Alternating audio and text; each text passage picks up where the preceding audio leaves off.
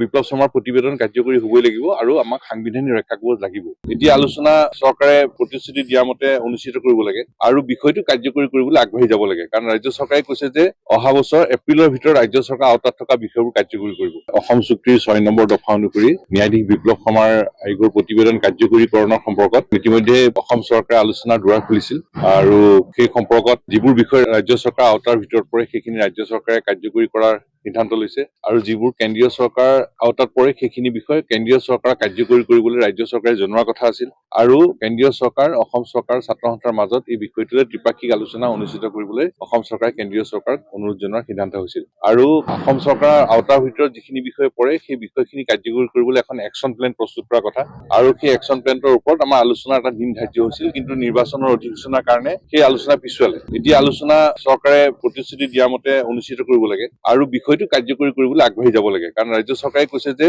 অহা বছৰ এপ্ৰিলৰ ভিতৰত ৰাজ্য চৰকাৰৰ আওতাত থকা বিষয়বোৰ কাৰ্যকৰী কৰিব। কাৰণ বিপ্লৱ শৰ্মাৰ প্ৰতিবেদন কাৰ্যকৰী হ'বই লাগিব আৰু আমাক সাংবিধানিক ৰক্ষা কৰিব লাগিব।